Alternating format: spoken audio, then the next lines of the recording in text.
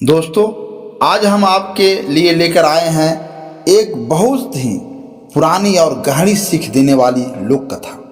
यह कहानी है लालच, हवस और क्रोध के उस अंधेपन की जो इंसान को अपने सबसे प्रिय लोगों के खिलाफ भी खड़ा कर देता है। तो चलिए बिना देर किए शुरू करते हैं आज की यह रोचक और सबक भरी कहानी। नमस्कार दोस्तों, एसपी हिंदी कहानी चैनल पर आपका हार्दिक स्वागत है। आज की यह कहानी आपको अंत तक चौंकाती रहेगी और अंत में एक ऐसी सीख देगी जो जीवन भर याद रहेगी। तो आराम से बैठिए और सुनिए पूरी कहानी।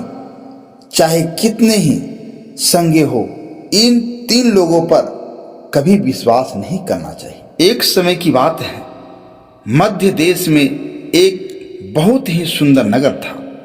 उस नगर में एक चोर रहता था। वह छोटी मोटी चोरी करके अपना परिवार को पालन पोषण करता था, लेकिन उस चोरी के धन से उसके परिवार का पूरी तरह से खर्च नहीं चलता था।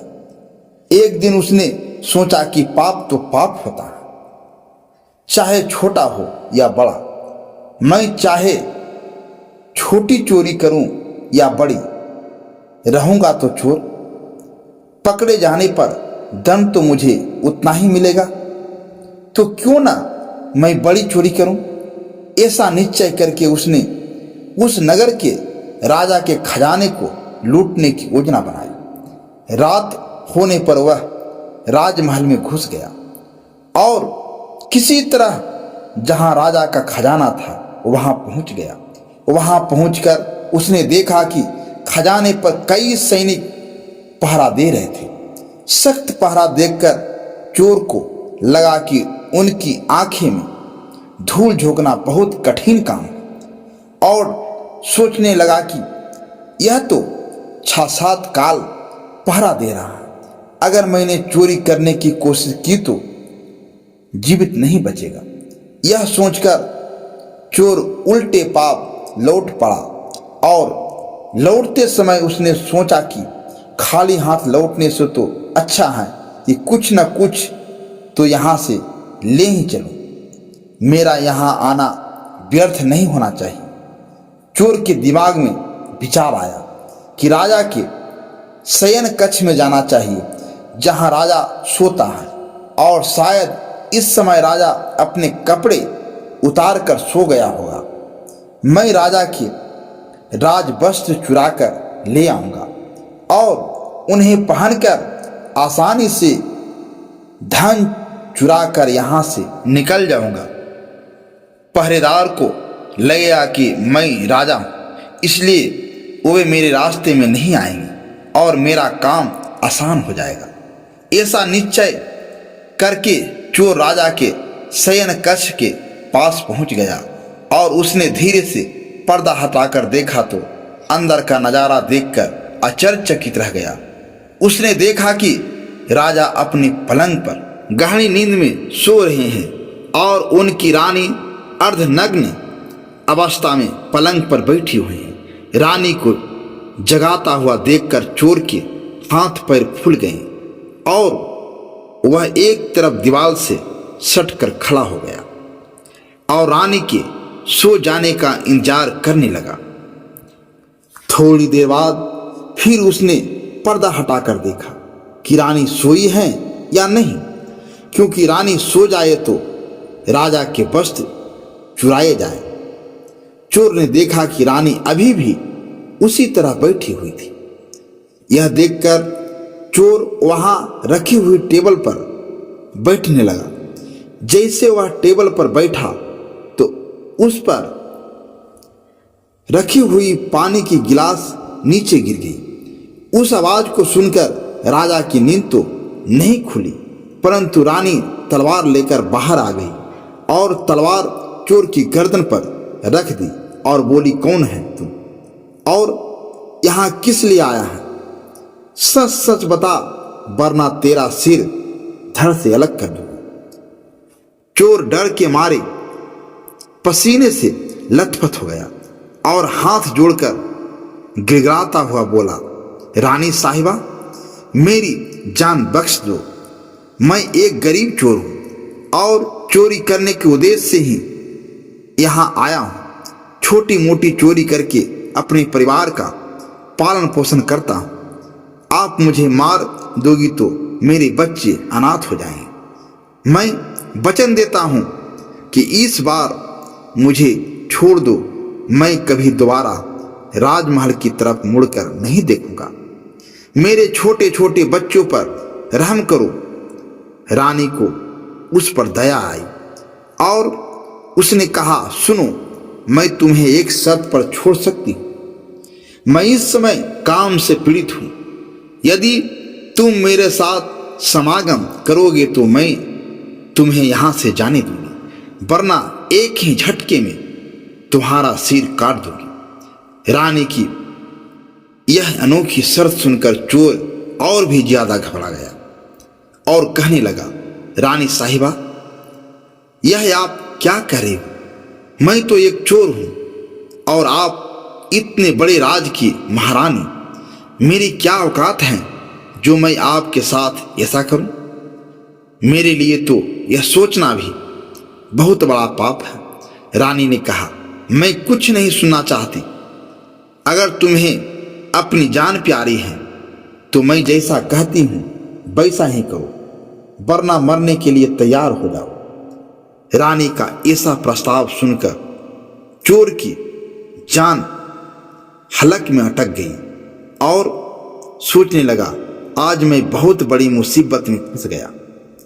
यदि मैंने रानी की बात नहीं मानी तो भी मारा जाऊंगा और मान ली तो भी मारा जाऊंगा। चोर बहुत बड़ी दुविधा में पड़ गया कि क्या करूं। आखिरकार उसने रानी के साथ समागम करने की बात को स्वीकार कर लिया और बोला, रानी साहिबा, मुझे 5 मिनट का समय दे दो। मुझे बहुत जोर से लघु शंका लगी है। पहले मुझे लघु शंका से निवृत्त होने दो, उसके बाद आप जैसा कहोगे मैं वैसा ही करने के लिए तैयार हूं। रानी ने तुरंत तलवार के इशारे से शौचालय को बता दिया और चोर उसकी तरफ चल पड़ा। रानी वहीं पर खड़ी होकर उसके लौटने की प्रतीक्षा करने लगी। चोर ने इस बीच रानी की नजर से बचकर वहां से भागने की कोशिश की।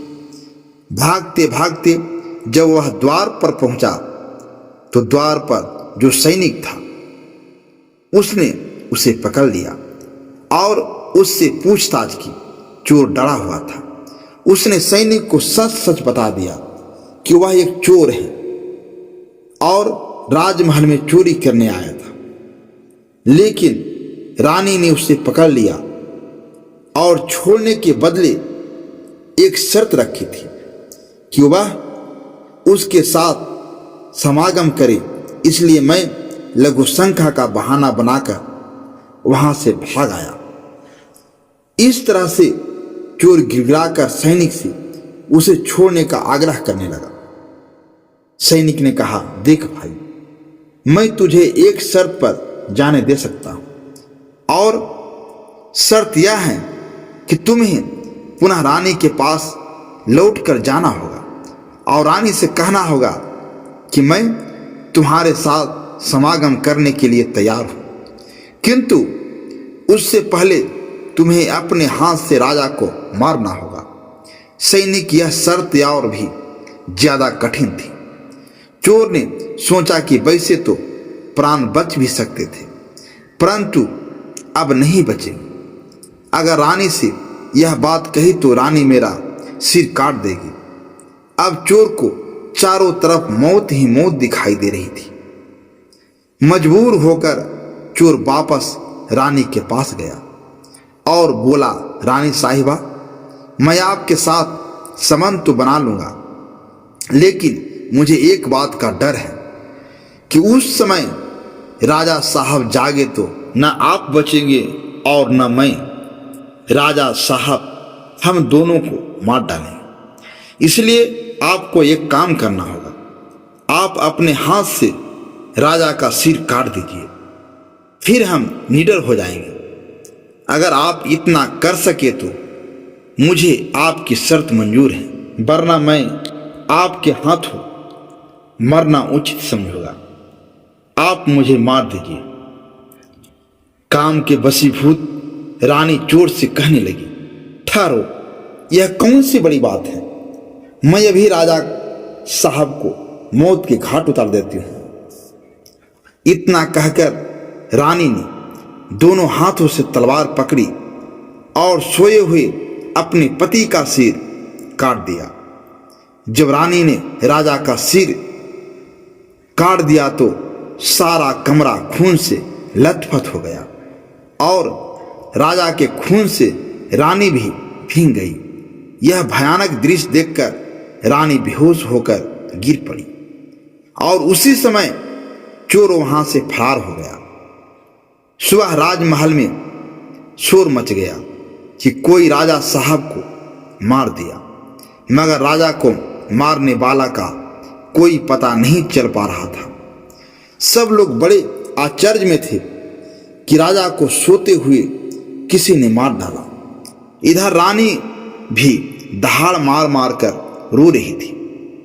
इस रहस्य को पूरे राज में केवल वही सैनिक जानता था कि रानी और उस चोर में से किसी एक ने ही राजा को मारा है, परंतु उसने इस बात की चर्चा किसी से नहीं की। राजा के अंतिम संस्कार की पूरी तैयारी हो चुकी थी। उधर रानी ने घोषणा की कि वह अपने राजा के साथ सती होना चाहती है। यह जानकर किसी ने रानी पर संदेश नहीं किया, क्योंकि अगर रानी ने राजा को मारा होता तो वह राजा के साथ सती क्यों होती। इधर रानी सारे श्रृंगार करके राजा के साथ चीता पर जाकर बैठ गई। राज के सभी लोग चीता पर एक एक करके लकड़ी रख रहे थे और उन्हें नमन करके पीछे लौट रहे थे। इस प्रकार सबसे अंत में वह सैनिक भी राजा की चीता पर लकड़ी रखने गया जो इस रहस्य को जानता था।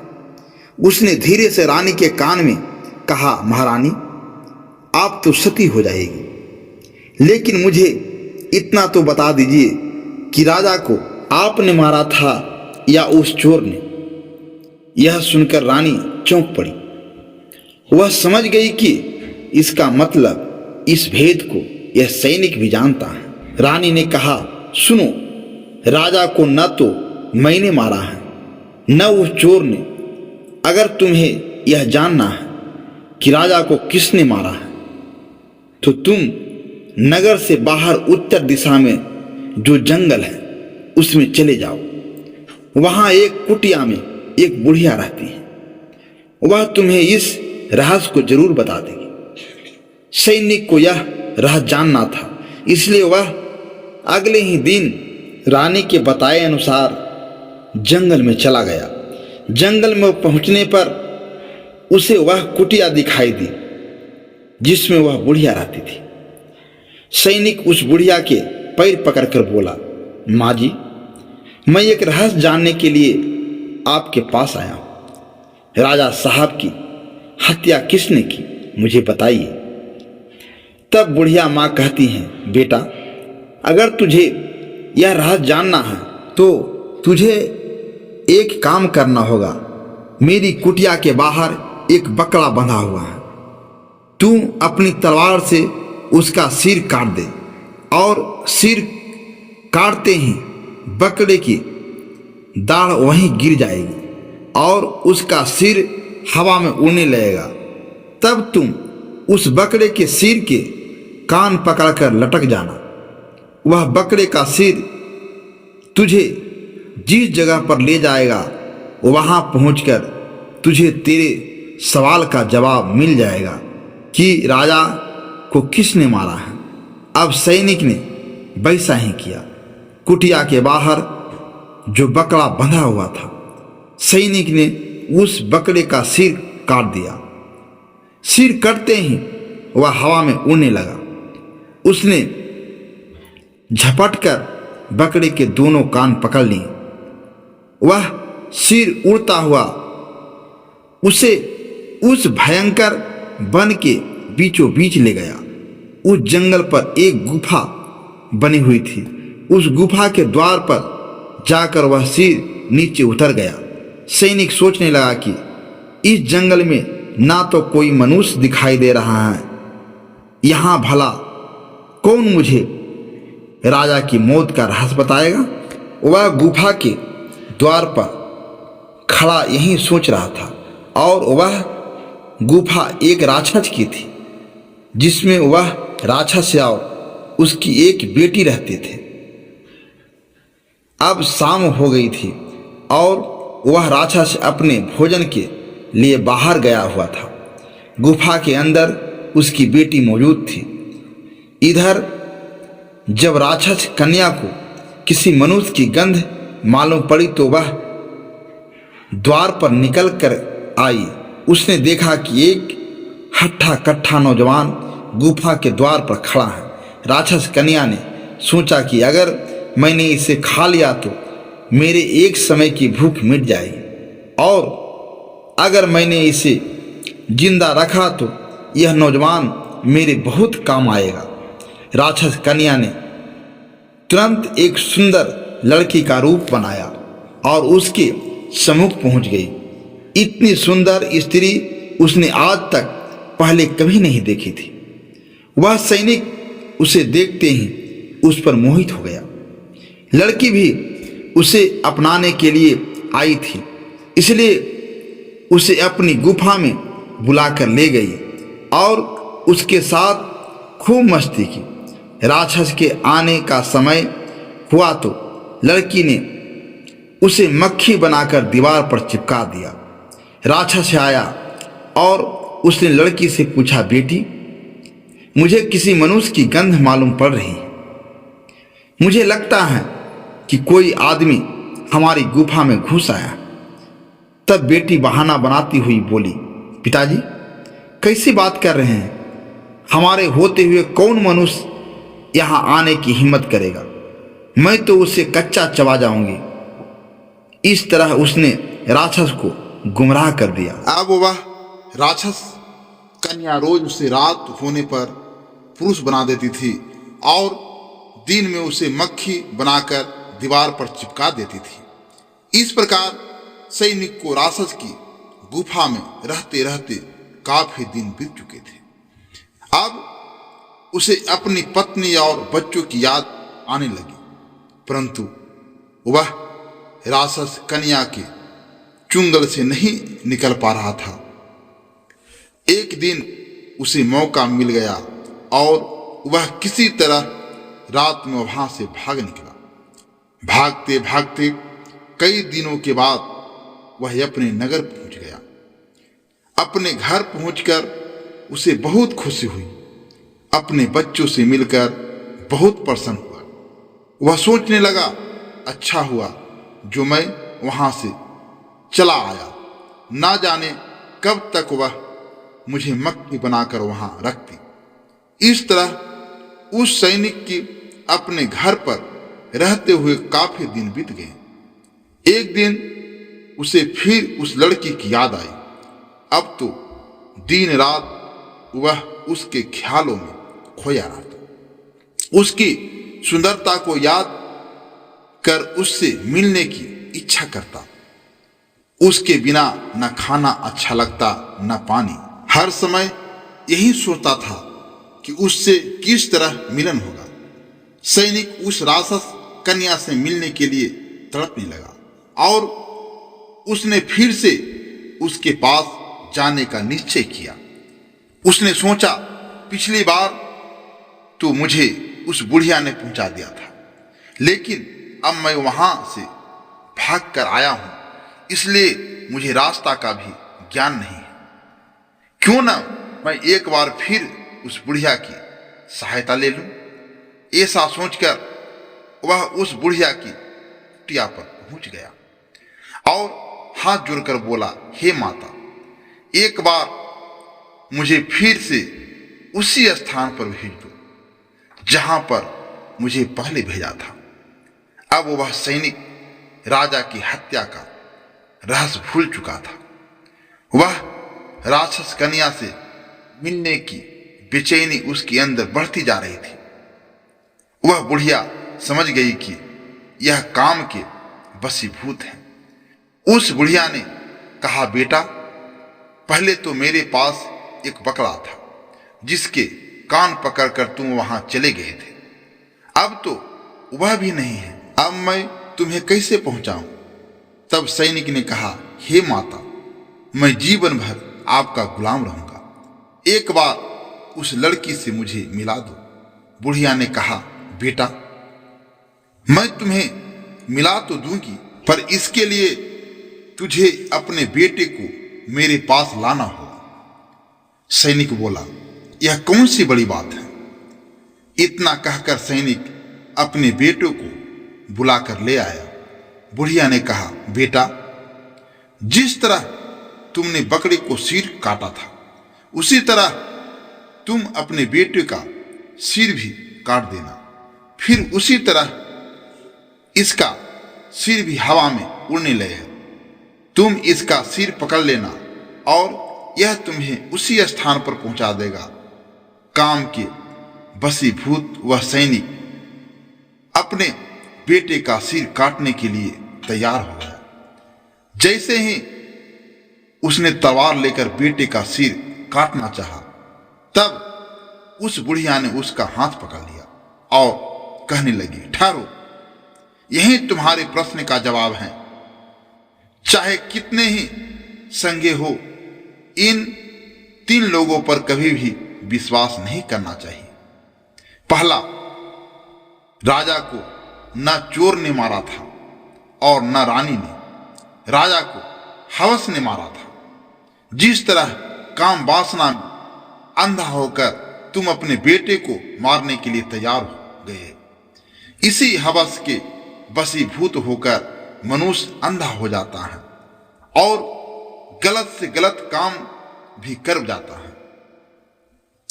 दूसरा, धन के लालच में आकर कोई भी किसी को मार डालता है। तीसरा, क्रोधी व्यक्ति क्रोध में अंधा होकर सब कुछ भूल जाता है और वह सब कर डालता है, जिससे जीवन भर उसे पछताना पड़ता है। क्रोध में उसकी बुद्धि विवेकहीन हो जाती है और वह अपना पराया कुछ नहीं देख पाता। इन तीनों से हमेशा बचकर रहना चाहिए, अन्यथा जीवन भर पछताना पड़ता है। दोस्तों, अगर इस कहानी ने आपके दिल को छुआ हो तो एक हाइप जरूर कर देना। आपकी एक हाइप इस कहानी को और लोगों तक पहुंचाने में बहुत मदद करती है। और ऐसी ही नई नई कहानियां सुनने के लिए चैनल को सब्सक्राइब कर लीजिए और बेल आइकन को भी दबा दीजिए। मिलते हैं अगली कहानी में, तब तक के लिए नमस्कार।